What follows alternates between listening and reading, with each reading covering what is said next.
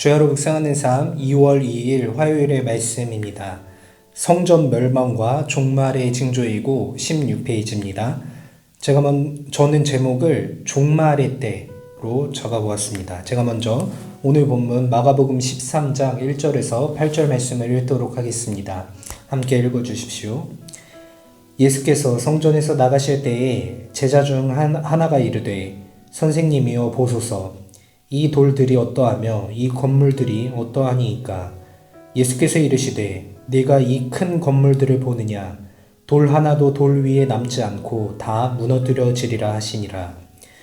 예수께서 감람산에서 성전을 마주 대하여 앉으셨을 때에 베드로와 야고보와 요한과 안드레가 조용히 묻되 우리에게 이르소서 어느 때에 이런 일이 있겠사오며 이 모든 일이 이루어지려 할 때에 무슨 징조가 있사오리이까.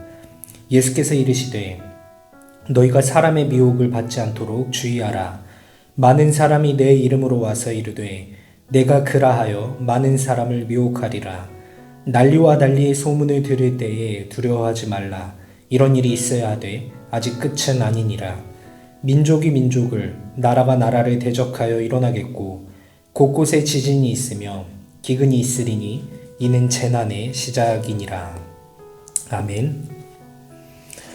네, 먼저 오늘 본문 말씀 한번 살펴보도록 하겠습니다. 오늘 본문은 어저께 이제 성전 안에서 두 렙돈 과부의 헌금을 보시고 칭찬을 하셨던 장면이 성전 안에서의 장면이라면 오늘은 그 성전을 빠져나오시면서 밖으로 나오시면서 일어나는 상황이라고 할 수 있을 것 같습니다. 예수님과 함께 제자들이 나오고 있을 때에 제자 중 한 사람이 예수님께 묻습니다. 선생님, 이 성전에 대해서 어떻게 생각하십니까? 이 돌들은 어떻고 이 건물들이 어떻다고 생각을 하십니까? 이 제자의 의도는 아마 화려한 외관, 아름답게 지어진 성전의 외관을 보고 물은 것으로 이제 파악을 할 수 있을 텐데 예수님께서는 그 제자가 물었던 그 질문과는 전혀 다른 이야기를 하십니다. 예수님의 반응은 냉담하시죠. 이 돌들 위에 돌 하나도 남지 않고 다 무너뜨리지는 날이 올 것이다. 갑자기 이 성전의 외관에 대해서 물은 제자의 질문도 다소 좀 상황에 걸맞지 않지만 이 제자의 질문에 대한 예수님의 답변도 굉장히 과격한 답변을 해주시는 것을 볼 수 있습니다. 그렇게 그들이 빠져나가고 예수님께서 이제 감람산에 계시면서 성전을 마주하여서 앉아 있을 때에 예수님의 제자들이 오는데 예수님의 특별히 이제 제일 많이 다니는 요 전부터 계속 같이 다녔던 베드로와 요한과 야고보 이렇게 세 명이 주로 예수님과 다녔던 그 제자들인데 여기에 안드레까지 추가해서 안드레가 추가된 것은 처음입니다. 이 네 명의 제자들은 예수님께서 그 성전을 보시면서 하셨던 이야기를 가볍게 듣지 않고 예수님께 와서 묻습니다. 예수님께서 말씀하신 그때가 언제입니까? 그런 날이 만약에 오게 된다면 어떠한 징조들이 발생하면은 그때로 알 수 있겠습니까? 를 묻게 되었을 때 예수님께서 이제 마지막 날에 그러니까 종말의 때에 일어날 일들이 무엇인지 5절부터 8절 말씀에 잘 이야기를 해주십니다.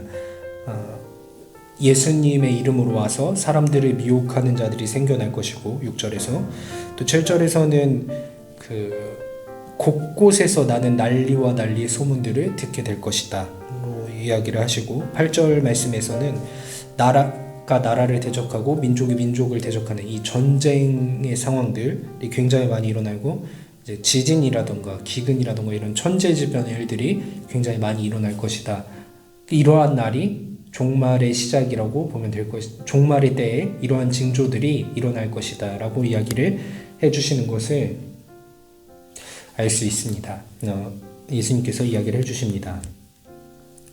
이런 이야기 보면은 여러분 어떻게 생각을 하시나요? 종말의 때에 이러한 일들이 일어난다고 말씀하시는데 요즘 시대를 보면은 예수님께서 이렇게 이야기를 하셨던 말씀해 주셨던 종말의 때와 참 가깝지 않나 그런 생각들 많이 해봅니다.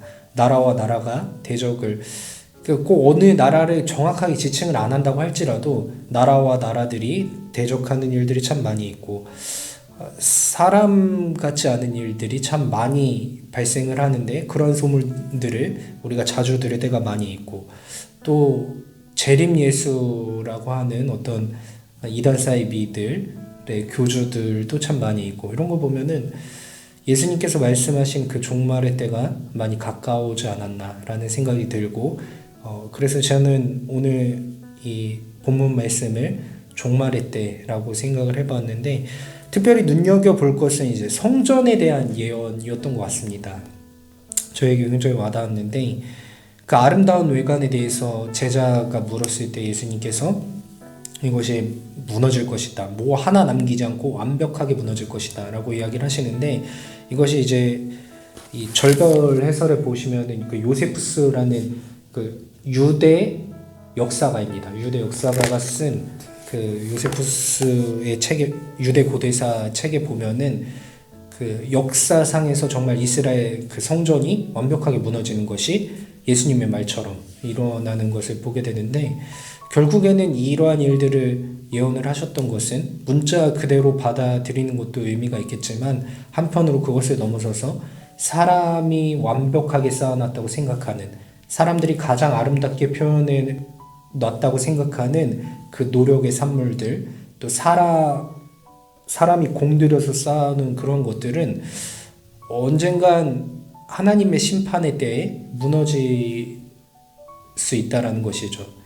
그러니까 사람이 노력을 해서 한 것은 무너질 수 있고 어제 과부의 그 헌금에서도 보았지만 그 아름다운 성전에서 결국에 해야 되는 것은 하나님을 온전하게 예배를 해야 되는데 그 성전에서는 그 장사를 하는 일들이 있었고 그래서 예수님께서 성전을 또 청결하게 하셨고 또 그 안에서 예배를 드리는 사람들조차 또 헌금 어제 과부의 헌금 예에서 보았듯이 온전한 드림을 온전히 자신의 드리는 일들이 많지 않았다라는 것을 본다면 그 외형은 정말 아름답게 꾸며져 있었지만 그 내부는 온통 더러운 것들 뿐이었다.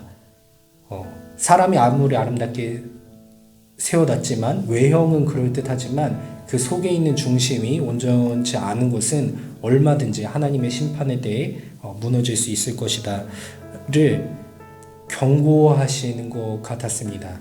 그래서 오늘 말씀을 생각해 보면서 개개인의 신앙들 또 말씀 묵상을 하시는 본인들의 신앙에 대해서 한 번 더 생각해 보셨으면 좋겠고 우리가 이 아름다운 이 향기나는 교회에 모였을 때 또 비전센터에 모였을 때에 이 건물들의 아름다움으로만 만족하는 것이 아니라 우리 안에 있는 어떤 갖춰져 있는 것들로만 만족하는 것이 아니라 우리의 중심을 잃어버리면 정말 얼마든지 이런 것들이 무너질 수 있다를 좀 엄중한 경고로 들으시고 우리의 예배 생활, 우리의 신앙 생활 이런 것들에 대해서 더 좀 경고성 메시지로 경고를 새겨드려야 하는 오늘 본문이 아니었나 좀 생각을 해보았던 것 같습니다.